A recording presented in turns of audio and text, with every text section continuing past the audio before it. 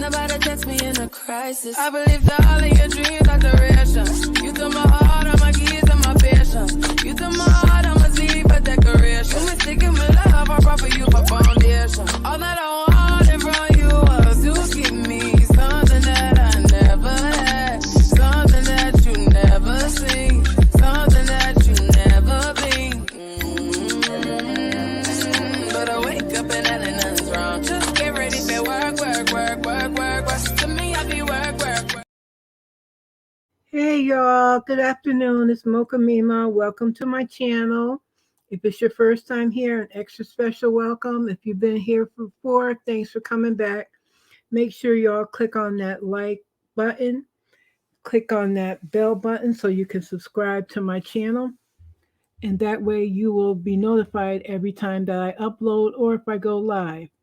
Now, y'all, Vice President Kamala Harris was at Essence last week. She goes every year. She was at the conference that was given by the Global Black Forum that was on the 29th at the beginning of the festival. And the Global Black Forum, their mission is to recast our future.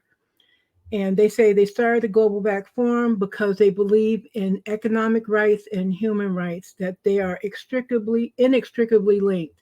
Closing economic gaps is not only about righting historical wrongs, it's about choosing a more equitable and dynamic future for all. And it's headed up as the president and CEO is Alfonso David. He's the person that you will see come out on the video and address the crowd. And also their global entrepreneur, investor, and social commerce innovator is Richelieu Dennis. He is the founder of the Global Black Forum. And you remember him because he was the former owner of Shea Moisture, and then he purchased Essence. So they have this Global Black Forum, like I said, which is about economic issues for Black people.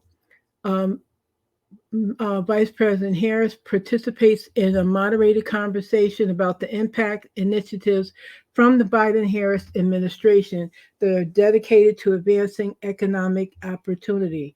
And like I said, it's the second year that not only Vice President Harris, but also senior administration officials such as the DEP, the head, Michael Regan, I believe he attended, the ambassador, Linda Thomas Greenfield, she attended, I believe, and also Janet Yellen, who is she's Secretary of Commerce. I forget what her exact title is, but she was there also. And there were Black people that were saying, why is she here?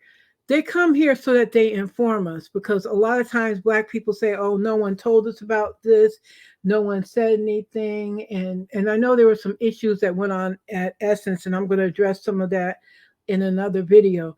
But as Black people, we can't say that no one is informing us. People are informing us about things. You see, there was Essence Festival, and they also had this go on with our vice president, who was there in attendance and was there for, she did this one, and I also did the other video where she addressed issues that really pertain specifically to Black women. So there are panels for that talk about politics and lives of Black people that don't concern the music and hair and all that kind of stuff, that are focused in on social and economic justice, which we need to also, along with everything else, look at. But a lot of times people don't go and seek those things out. And then you can't come up later and say, no one told me, because it's there. Also, if you go to the website, whitehouse.gov, there's a lot of good things there. So if you're listening to music or you're bored one day, go over to whitehouse.gov, look through their website. That way you can see some things that they are doing in the Biden-Harris administration, so that you will be informed, so that when people ask you who your two senators are, you know. My two senators are in Connecticut are Chris Murphy and Richard Blumenthal. Many people, you ask them who their two senators are, they don't know. They don't know who their congresswoman is. They barely know who their mayor is or even their governor. And if you are someone who takes part in any social programs like WIC, like Section 8, like food stamps, any of those things, these are the people that help get those things and maintain them. Or in certain states, like a lot of the red states, they want to limit people that are getting these what they call them entitlements is what they call them. They want to make sure you don't get this entitlement, or that entitlement is cut. You could already be getting food stamps, and they want to cut your food stamps where you're already getting, let's say, $400 a month for a family of four. And I know that's probably on the low end, but I have no idea what people get for food stamps these days, because I haven't been on food stamps in many, many years. But you know, let's say, like I said, $400 for a family of four, and they want to cut that down to 250. Like, think about that. I want you guys to really think about it. Watch this video. Just put it on in the background while you're cleaning up or whatever, just to hear what's going on with the Global Black Forum. Um, we have to stay educated, because at one point they didn't want us to be educated. They didn't want us to know about anything at all. So we have to be up on this. We have to pass the word around, and the word that we pass around has to be correct. We have to give people correct information, because I listen to political talk every day, and I hear people call into these political talk shows and have no idea what the hell they're talking about. Like, for instance, they talk about the COVID that COVID-19 bill, so that people weren't getting beaten up, and they call that the Asian bill. That's not the Asian bill. That's so that people are not getting beaten up during COVID, that people could be prosecuted. And I know I'm not even really explaining it the right way, but that was like one of the first things that came to me. Like, and then people thinking that one group is getting something more than another group. As we saw last week, rights were taken away from us, such as affirmative action. And then also that lady won the case about having to make a website for a gay couple. Then there was no gay couple that ever even asked her to make a website. However, she was able to win in that case, and now that is going to affect everybody. And that's because we have 6 conservative judges up there who are going to rule our lives. I know me at almost 60 years old, I'm not going to be here another 30 years most likely, but their rulings are going to rule my children and grandchildren's lives. So it's something to think about. So like I said, listen to what our Madam Vice President Kamala Harris has to say about economics and how they affect Black people. And after that, the video will be over. So I appreciate every single one of you for listening, for being here. Think about what I said. If you're not registered to vote, register. There are websites where you can go online and check out. If you go to vote.org, I believe that you can go there and check to make sure you are registered. This year is an odd year. So in most odd years, there are municipal elections, like there might be your mayor, there might be your city council, things like that coming up this fall. So start to get involved now. Start to look around and see now. And you can be involved without even leaving your house. A lot of places have ways for you to do things online to help out with being involved. If you're a person that likes to go out and walk and talk to people, you can do that. But please do something to get involved and make sure that you are spreading the correct word. So with that, I am going to now put on the video for you, and then after that, I will see you in the next one. Thanks so much for being here and listening, and take care.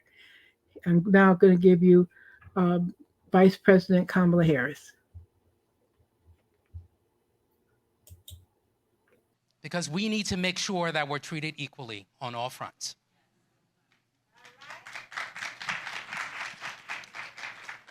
Now, we have a very, very special conversation. I'm honored that we're able to host this conversation with 2 titans, 2 women You remember this morning we started our conversation with two titans, Madam President Ellen Johnson Sirleaf and the U.S. Ambassador to the United Nations, Linda Thomas-Greenfield. And now, as we close our program today, and we get closer to our program, we're going to be joined by two women again, leaders. The first, Tashonda Brown Duckett.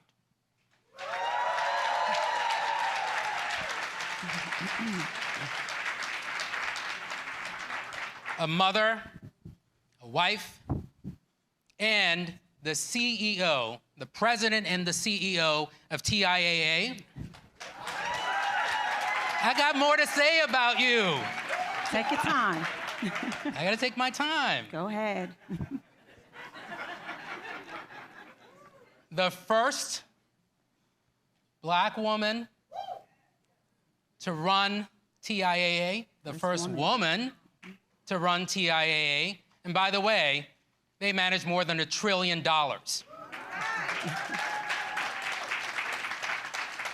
She's on so many boards, I can't keep track. But what I find so special about her is that she dreams. But she doesn't only dream, she attaches them to action. And for that, we're grateful. Thank you. And we're also joined by the very first woman to serve as the Vice President of the United States of America, Kamala Harris. Now, I've known the Vice President for a very long time, and I have always been impressed with her ability to break through barriers. She is a warrior. She's always been a warrior. And at this moment, at this point in our history, we need her vision, we need her support, we need her tenacity, we need her grace more than ever before. So please get up on your feet to welcome the Vice President of the United States, Kamala Harris.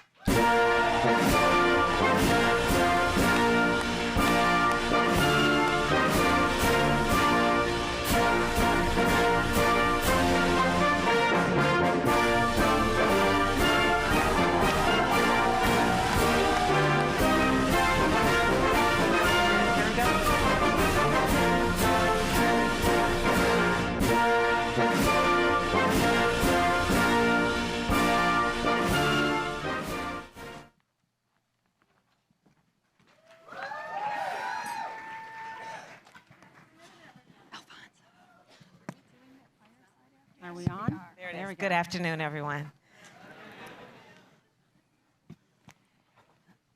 This is fantastic, and it is a moment. So before we start, I know there's something that you would like to say, so let me turn it over to you. Tashonda, I prepared to have a very long conversation with you about many other matters, and then the highest court in our land just made a decision today on affirmative action, and I feel compelled to speak about it. And I'm sure that I share the sentiment and the feeling of everyone in this room in terms of the deep disappointment. I encourage everyone, by the way, to read the dissenting opinion of Justice Ketanji Brown Jackson. I encourage you to read it because she is a beautiful writer who is compelled by logic and a knowledge of history and a clarity of thinking about where we have been in as a country and where we have the potential to go. And what she so rightly has articulated, as I take away from her writing and the way I feel about it, is the disappointment is because this is now a moment where the court has not fully understand the importance of equal opportunity for the people of our country. And it is in so very many ways a denial of opportunity. And it is a complete misnomer to suggest this is about colorblind, when in fact, it is about being blind to history, being blind to data, being blind to empirical evidence about disparities, being blind to the strength that diversity brings to classrooms, to boardrooms. That's right. So I did, Tashonda, I thank you for giving me this moment to just speak on that. And I think that there is no question we have so much work to do. And the president spoke so eloquently earlier today about this. Our administration will use all the tools in our power to continue to applaud policies that understand the importance and the significance and the strength of diversity in all of those places. And one of the points that the president also made is the point of encouraging our educational institutions to now be very purposeful in thinking about how they will prioritize the importance of diversity, including looking at students' backgrounds in terms of access to financial strength and benefits, where they went to high school, where they grew up. And also the president, I thought, was very clear about saying to corporate America that we would expect that this decision will not in any way cloud their judgment about the importance of diversity in the workplace. Absolutely. So thank you. Thank you. Well, thank you. I shared with you this morning was emotional. Yeah. But what I do know is that talent is created equally. Opportunity is not. That's right. And so we will all do our part to make sure that every young talent know that they can achieve their full potential That's right. in this country. That's right. And we know we still have work to do, but joy comes in the morning. All right. Amen. Okay? Right. That's exactly right. And I do consider myself a joyful warrior. Yes, you do. She is a joyful warrior. Okay. So, speaking of talent, my father, Otis Brown, will always say to me, people see your glory, but they don't know your story. Vice President Harris, impact maker, always creating space for so many people. Can you take us back to your story? I know you've talked about how your parents met at Berkeley and were active in the civil rights movement. In fact, I think they took you along in a stroller, so I have a little vision here. Indeed. Okay, but how has your past, growing up, impacted the arc of now being the Vice President of the United States of America? In every way. I had the true privilege and blessing of being raised by a family, an extended family, and a community that was so abundant in its belief that we must nurture the children and give them a sense of how important they are. You know, I sometimes joke about it.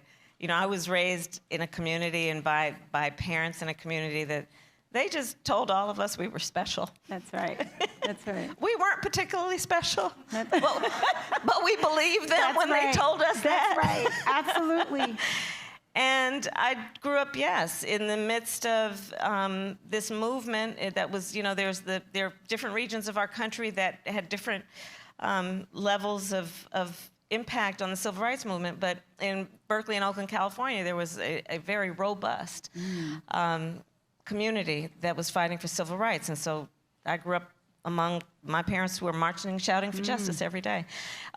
The heroes of that movement included Thurgood Marshall. That's right. Charles Hamilton Houston, Constance Absolutely. Baker Motley, right? And that's why I wanted to become a lawyer.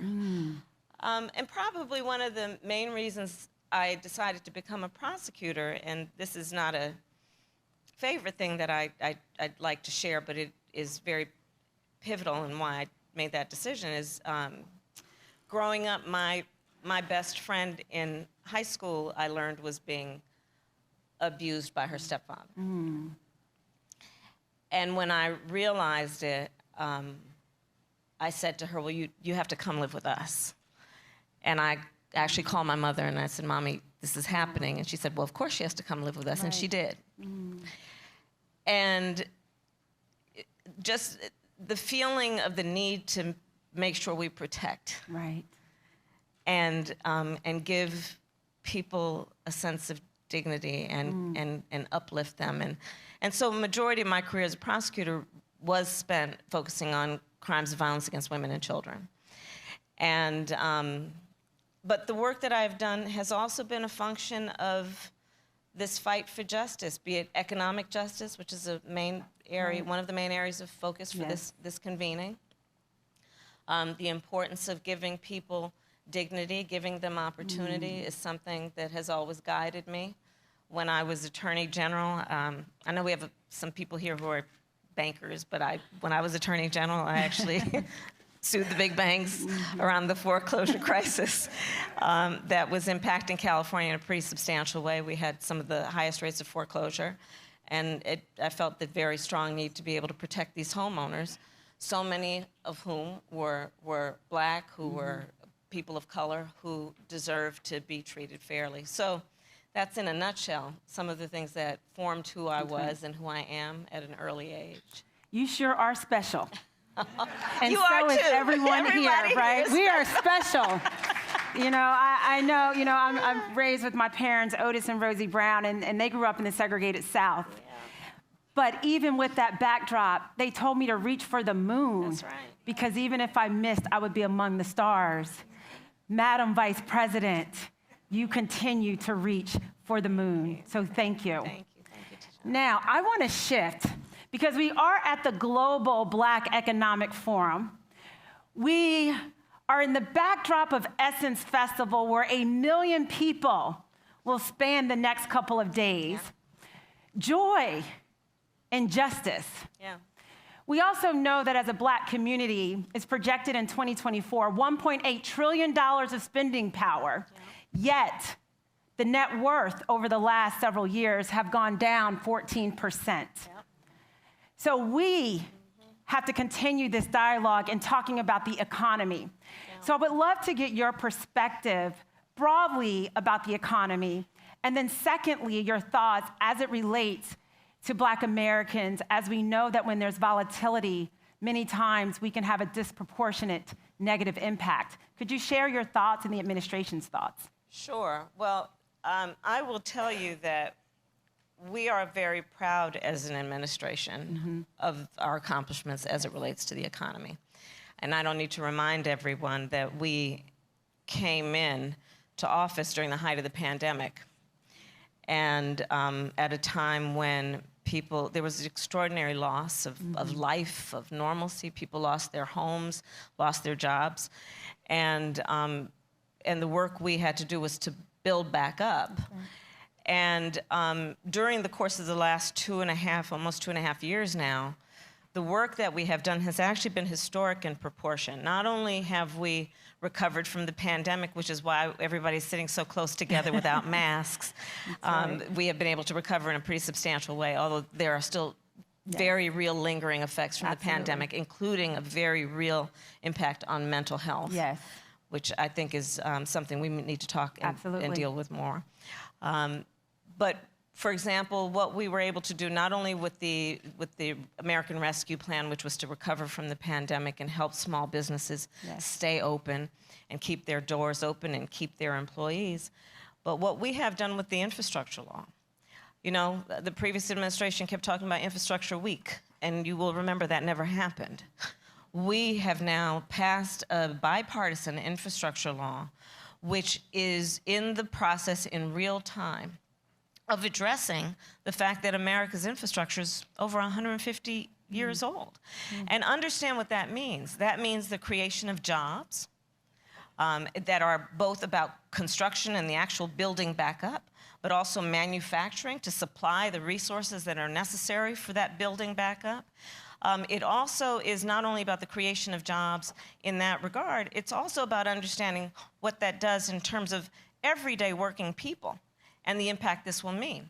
By that, I mean, think about the fact that if you, and most Americans do, live in a place where they cannot afford to live where they work. So they have a significant commute. And if you are driving every day over roads and bridges that are falling apart, you are getting flat tires, which your car insurance does not pay for. And most Americans are a $400 unexpected expense away from bankruptcy. Right. So there are very real residual benefits from this approach around infrastructure. I will add to that what we did with the Inflation Reduction Act. If you combine what we did with the infrastructure law and the Inflation Reduction Act, by my estimate, we are dropping about $1 trillion on the streets of America to address infrastructure and to invest in a clean energy economy. And that is, again, about jobs, including something I'm very passionate about, which is thinking about small businesses and how we strengthen them. Yes. Here's why I say that. Do you know that of the firms of the that over 75% of manufacturing firms in the United States, manufacturing companies, hire 20 or fewer employees? Those are small businesses. That's right.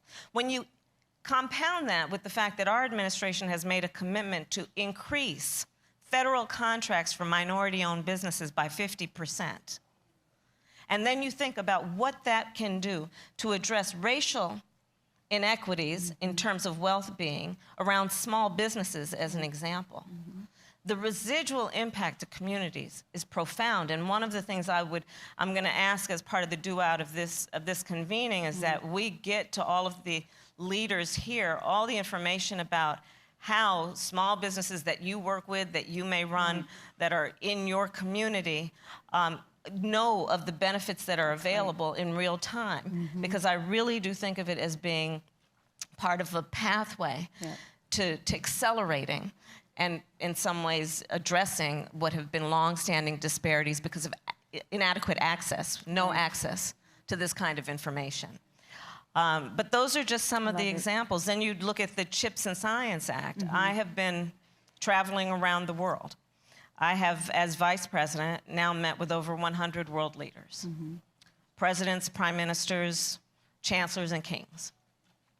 And one of the big issues that I've been talking with them about, whether I'm in the Indo-Pacific or meeting with our European allies, is the importance of addressing the supply chain issues that became highlighted during the pandemic and what we need to do around U.S. manufacturing so that we are not caught in that vice again of relying on essential products from foreign countries where they may not be available to us, but also thinking about it in terms of an investment in U.S. manufacturing around things like semiconductor chips.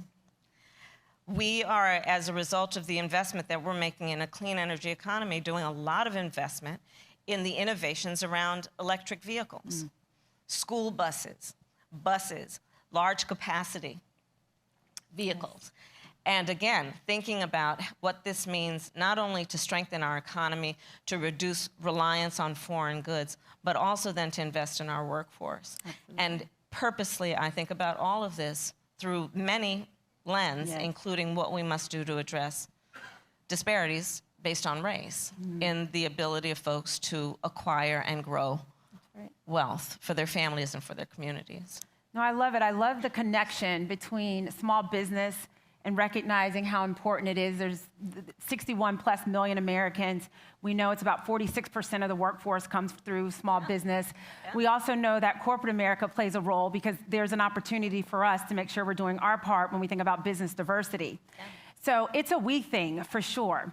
And one of the things that you've talked a lot about, and we've even talked about, is the importance of private-public partnership.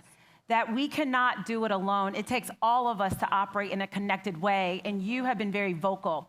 I would love for you to share your thoughts about the importance of private-public partnership, especially given that you're in the room with many leaders. Well, I will talk about public-private partnerships as a a devout public servant. We need these partnerships. Yes. Because what I do know, and I have held local elected office, statewide office. I was a United States Senator and obviously now Vice President.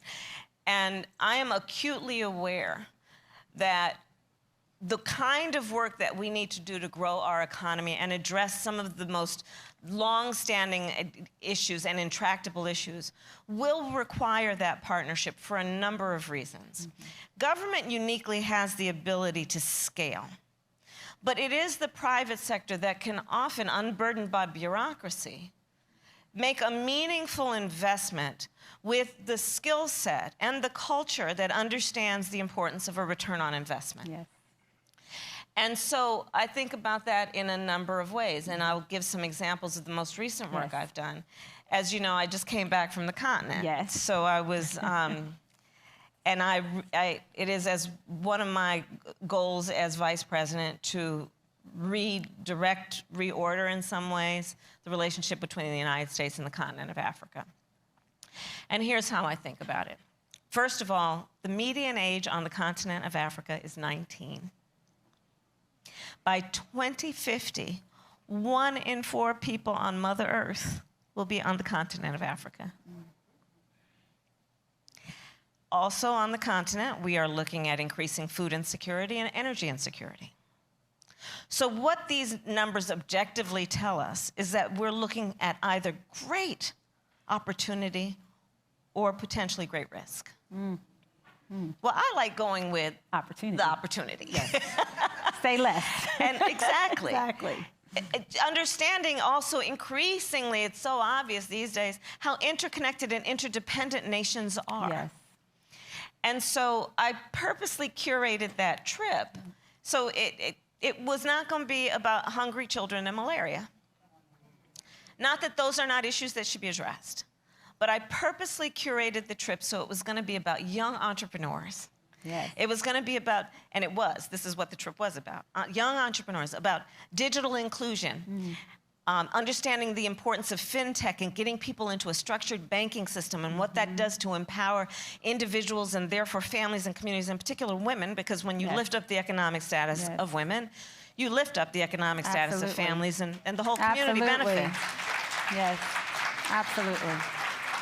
And so we basically pulled together private partners, and I got on the phone and I did call folks. You know that. I do.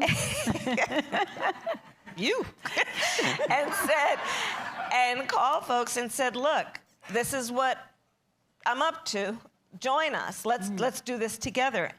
Thus far, we have raised $8 billion. Focused primarily on the digital inclusion piece, understanding the connection between that and agri-tech, right? Yes. Understanding the connection between, I'm also the head of the Space Council. I am a space geek. That will be a subject for another day. But how satellite technology, right? But you have to have access to the tech, helps determine and can help a farmer, a small farmer, determine what crops to grow, to seed, because they will have an accurate sense of what the season will bring, right? So all of that, and that work focused on Africa was based on work I did when we first came in as an administration, when the president asked me to address the root causes of irregular migration from the northern part of Central America, in particular Honduras and El Salvador and Guatemala. So there, then going back now about 1.5 years, I pulled together a public-private partnership focused on, in particular, the agricultural issue there. Right. And we raised $4.2 billion focused on those countries to do the work. And the partners were Microsoft. The partners were, we had friends who are not only in technology, but in MasterCard, Visa. Right. All of these folks coming together. And the beauty of a public-private partnership is I'm acutely aware of my ability and power to convene. Right. And then bringing folks together to break through silos with a common objective. And so that's the work that we have done. And so both in the northern part of Central America and in Africa, as 2 recent and I think very good examples, we have shown how the partnership actually benefits many more people than any of us could individually. Absolutely. Yeah. I love the fact that you've connected the dots in this conversation that didn't start and end here in our country, but this is a global Black Economic Forum. Absolutely. And you brought in your work and your passion and the importance to America on making sure that we're connected in the work that you're doing in Africa and the importance of all of us working together. So I want to shift because you said this earlier, and I know you want to get to it because it's important to you, and that is the importance of mental health. Yeah. And we know that we're also in the backdrop of Essence, where there's so many women here. Can you take a moment to talk about mental health and also to inspire women and really everyone, because it's impacting everyone, to hold on and have that joy that you talked about? Well, first of all, so back when I was actually DA of San Francisco, I started to look into the issue of post-traumatic stress disorder among children who are growing up in low-income communities, which, not by coincidence, also had high rates of violence.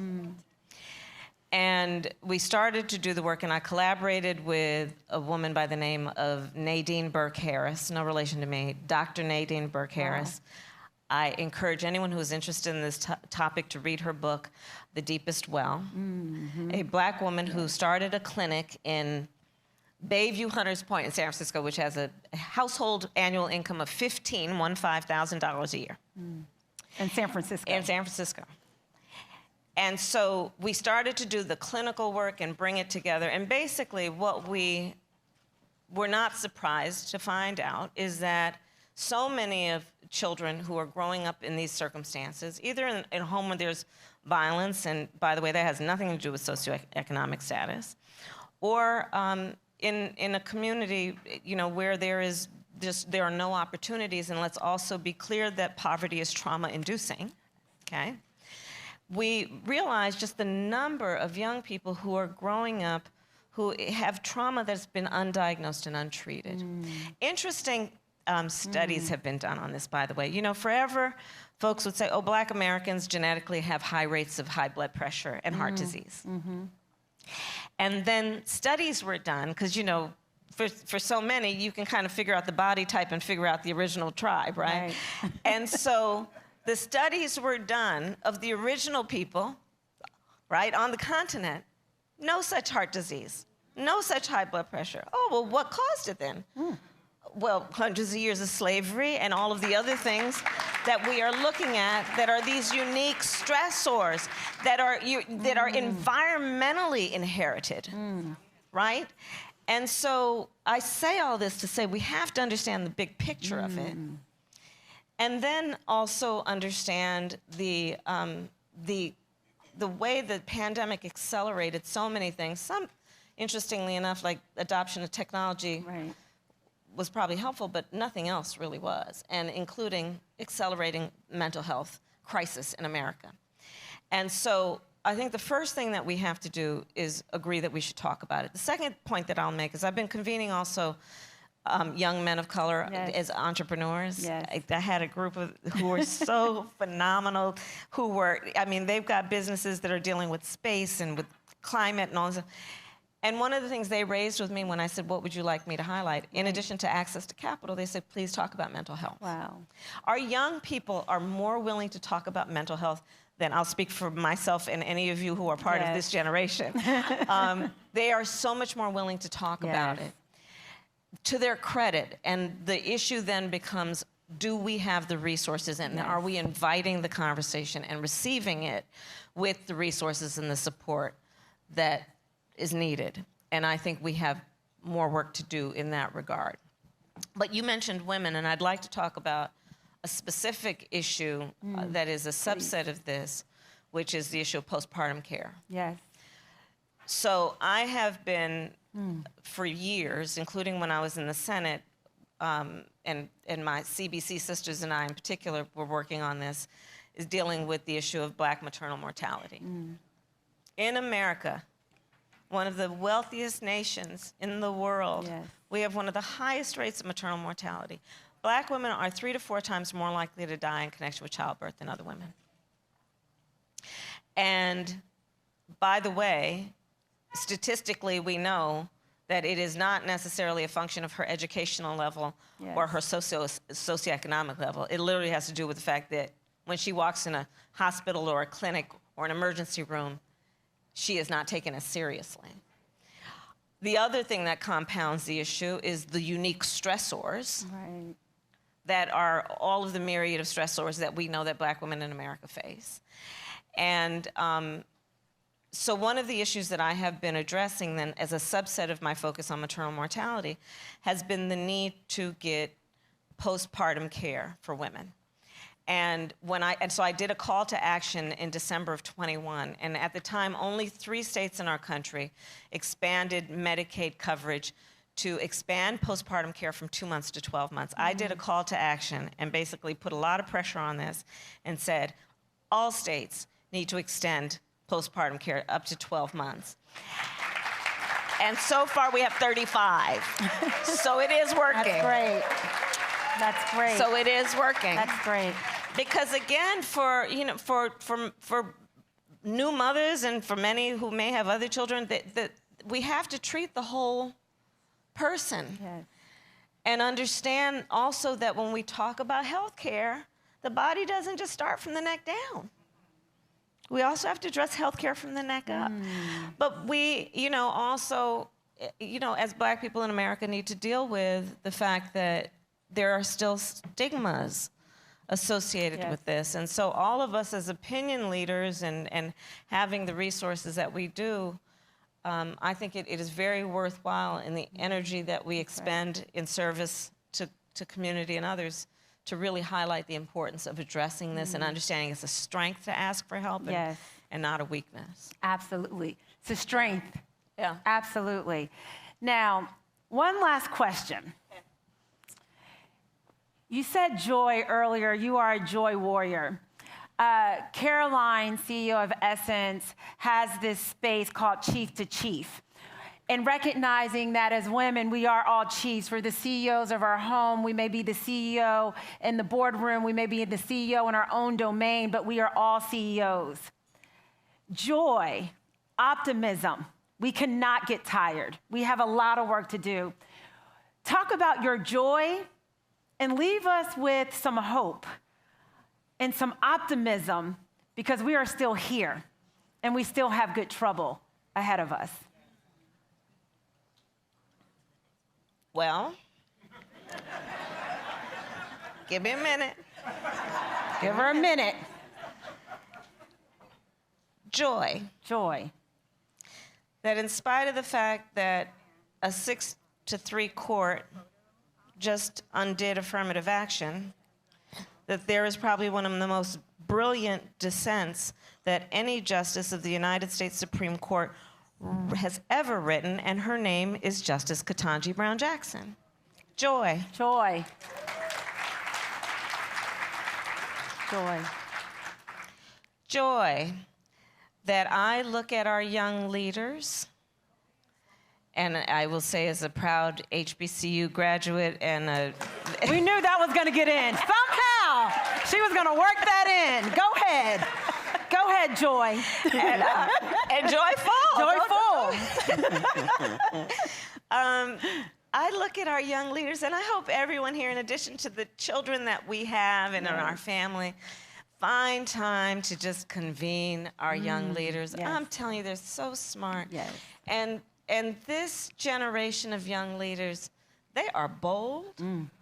They're not having it. They are saying, whether it be on the issue of the climate crisis or just knowing how adept they are to understand technology in a way that some of us feel really small when we're around them. That's right. They're so good. And we were talking backstage, and let's remember when we look at our young leaders that John Lewis was in his 20s. Yes. Diane Nash was in her 20s. Let me tell you, I'll tell you another example of my point about the young leaders. The 2 Justins in Tennessee.